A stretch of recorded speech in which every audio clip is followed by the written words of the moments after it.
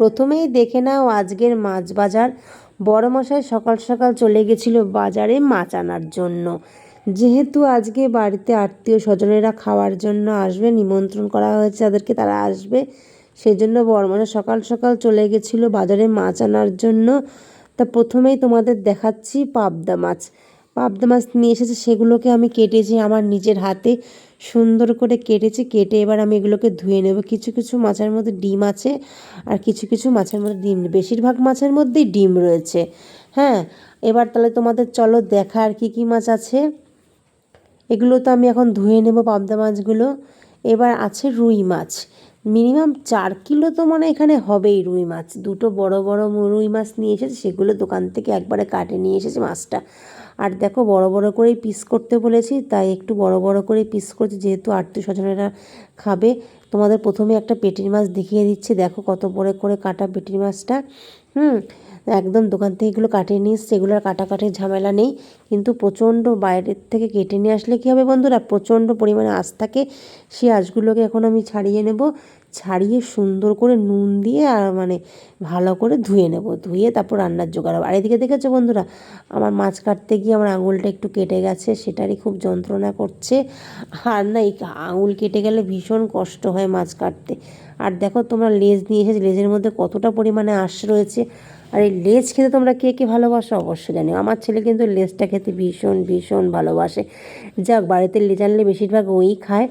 আর দেখো তার সাথে কী এনেছে, এগুলো তারা খুলে দেখছি।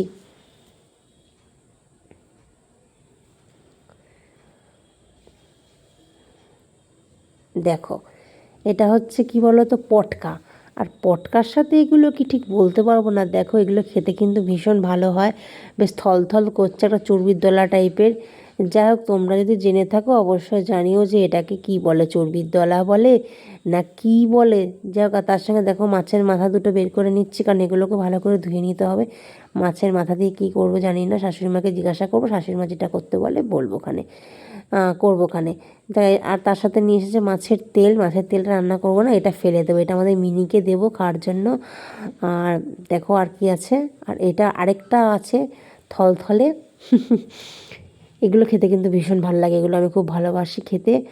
আর তার সাথে আছে স্পেশাল একটা মাছ, যেটা আমার শাশুড়ি মা খেতে খুব ভালোবাসে, শাশুড়ি মার জন্য বিশেষ করে আনা। না না, আত্মীয়রাও খাবে। একটা বড় ইলিশ মাছ নিয়ে এসেছে বড়মশাই। ইলিশ মাছ সর্ষে দিয়ে করবে না কি করবে জানি না বন্ধুরা, শাশুড়ি মাকে জিজ্ঞাসা করবো, শাশুড়ি মা যেটা করতে বলে সেটা করবে, সেটা আমি রান্না করব। ইলিশ মাছটা আমি আমার নিজের হাতে কাটবো, তা এখন বের করে নিলাম। ইলিশ মাছটাকে আমি সুন্দর করে কেটে নেব।